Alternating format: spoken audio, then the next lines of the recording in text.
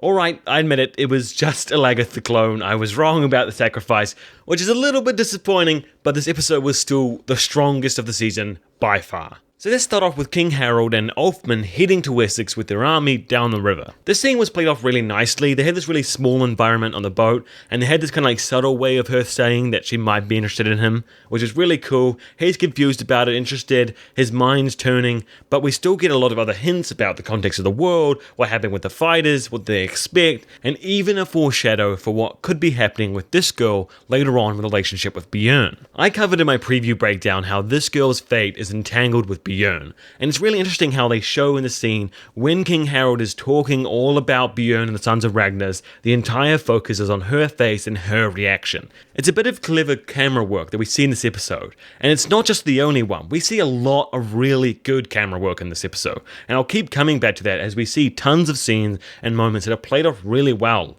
For example, when we cross over to the English court, we see this beautiful shot of Ubbe. In the middle, light shining down on him to show this kind of like new baptized and enlightened version of Ubbe. We see Torvi and Hickman on one side showing the more Christian and English side of him, and we have Bjorn and Lagertha on the other. They really want to place Ubbe as a center point, this kind of bridge in between the two different worlds, the connecting figure.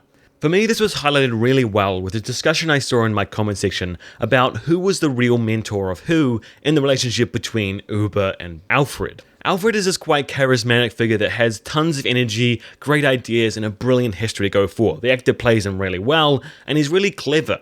Ubbe is this quite curious and stoic kind of Viking warrior, very much a reflection of Ragnar in this world. So we have this really interesting dynamic where Ubbe is literally training him, giving him moral advice and teaching him to be strong and fearful, so he very much seems like Ubbe's on top of this relationship and Alfred's just a student Padawan. But then in the courtroom and in the new world, it seems like Alfred's on top. He's the king, he has these lands, he's just a warrior following his commands. So it seems like the characters aren't really one on top of the other, it's more they complement each other and really fill the flaws of one another and become a stronger unit as a whole. I can't remember who, but someone defined friendship as rather than two individuals who are equal going through life together, you have two people who alternate/swap being better than each other. In some moments, Ubbe's emotionally stronger, in some moments, Alfred is emotionally stronger, some moments, Ubbe needs to step up and help Alfred, some moments, Alfred has to step up and help Ubbe. If the power dynamic only goes one way, where one person's always more emotionally stable, one person's always financially better off, one's always on top, it makes the relationship one-sided and not true.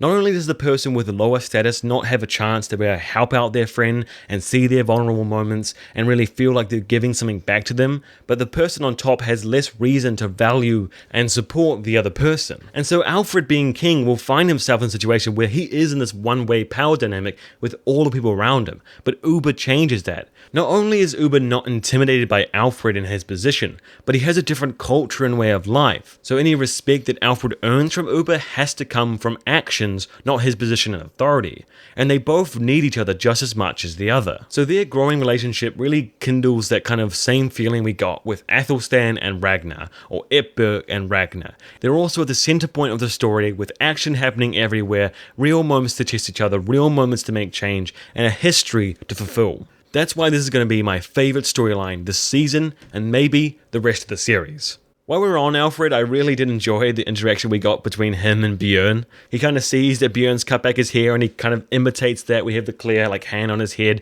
to kind of cross those shots together. So that really shows us how Alfred respects Bjorn as a person. And with Bjorn trying to have to make this big decision between joining Harold and his Viking forces, someone he hates and despises, against Alfred, it really helps that Alfred wants to build this bridge with him. Like a scene I really want to see later on in these episodes is one between Bjorn and Alfred, where Alfred really confides in Bjorn and tells him that his father was Athelstan. Alfred really never knew his father, he only kind of heard lots of stories through Eetbjerg and really admired him as a person through that. So having this kind of scene where Bjorn can tell him personal stories and they can connect over this lost father figure that Alfred has and this great old friend that Bjorn used to have. So another really beautiful scene they pulled off was the secret meeting with Aethelred and the other lords that really don't like Alfred. Aethelred is constantly showing this really big internal battle in his head, mostly from these little snarls he has with his nose, but we can see him shifting his eyes and feeling really uncomfortable and his head's like down, and he keeps getting preyed on by these people who want to take down Alfred. Like in this scene, we literally have a guy circling him, as the camera swishes focus between the guy, making circles and circles around him, telling him things, feeding his fears, saying action must happen. Aethelred is so uncomfortable with the idea of betraying his brother. He knows that he's not happy with decisions, he's not happy with what's happening with Alfred, but it's his brother, someone he's known and grown up with his whole life. Then when we actually come to the proper scene in the courtroom, Alfred saying what he does, the camera gets closer and closer into Aethelred, showing how he feels the pressure really crushing into him, but he isn't able to make the order. With Alfred taking the troops himself and leading them off to battle, Aethelred will remain in Wessex to protect it, and he'll be constantly preyed on by the same characters to take action while Alfred's away. So it seems like Vikings is going to have another plot betrayal brother thing, which they really have bad relationships with their families in Vikings.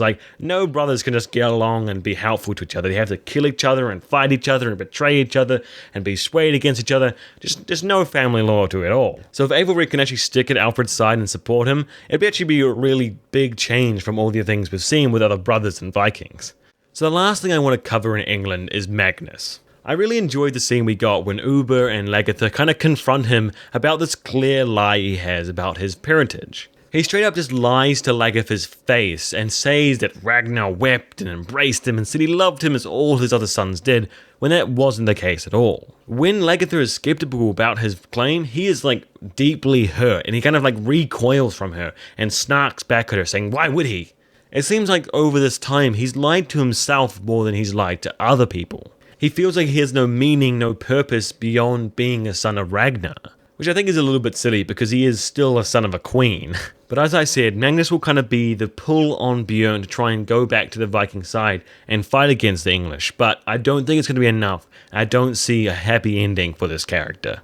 I do want to hear more about some of your guys' theories and speculations around how Magnus could be the quote-unquote son of Ragnar that kills Lagertha. He's not happy with her in the scene, he's quite snarky and angry against her, and if she turns Bjorn away from him and really chooses the royal villa and Alfred over any kind of Viking life, he's going to really hate her and maybe lash out at her. So tell me all your wild speculation in the comment section below.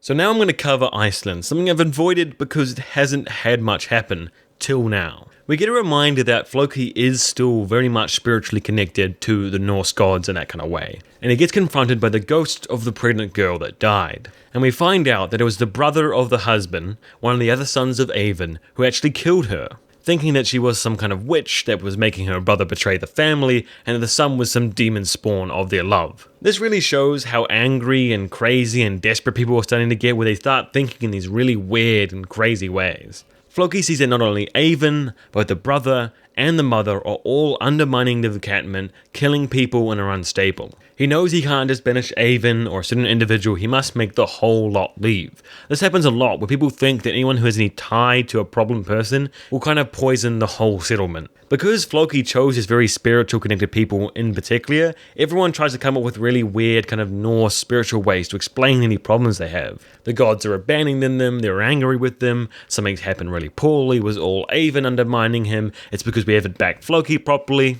So it kind of makes sense for these people to think that, we have to just expel this poison, this leech on our society. Will it work? Probably not. I don't think Avon and his family will survive anywhere else in Iceland, and the journey back to Kattegat is too dangerous in the winter. So I don't think we've seen the last of his family, and I don't think we've seen the last of the conflict between them. So last but not least, we have Kattegat, the seer dying, Vixid, and the sacrifice. It seems like Kattegat has a resistance against Ivar still, mainly because he's trying to make himself divine, and there's still Lagertha supporters in Kattegat.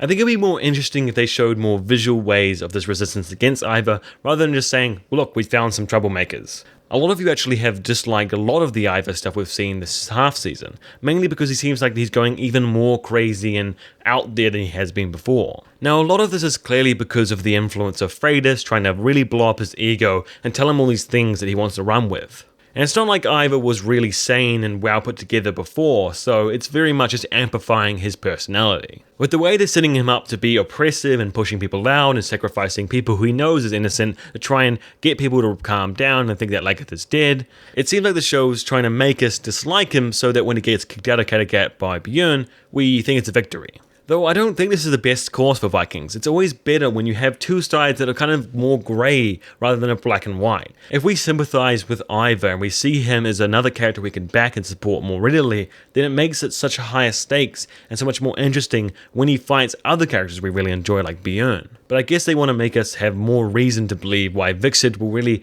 disown Ivar and want to take his different path. Like we see this new love interest kind of just pop out of nowhere, and it seems he's like very ambitious and aware of his future. Personally, I want Viksid to be flushed out so much more as a character, similar to what we're seeing with Ubbe in England now. Like Ivar is one of the main characters, Bjorn has this great history, Ubbe is finally getting flushed out, and it feels like Viksid's kind of drawed the short end of the straw. So that's why that scene with the seer was so important. We get to see that he does have an important future ahead of him. He said he'll achieve things that people before him have failed, which could be things like Paris, it could be killing Lagertha because people have failed to do that, it could be uniting all of Norway as a kingdom. I really want to hear what you guys think about Viksid's history because it might finally start really picking up and he might actually start achieving things that other characters have failed before.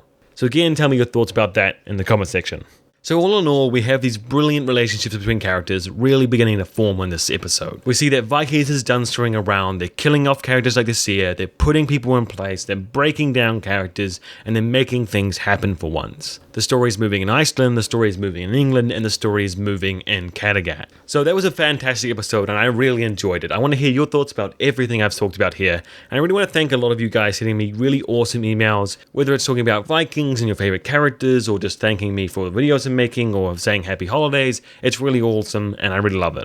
And a huge thanks to Anna, Jesse, and Peter for your awesome support on Patreon. Your support is like mini Christmas gifts that I get early. Support like that really motivates me to put out more and better videos for you guys as a Vikings community, and I really hope you're enjoying my videos just as much as I like making them.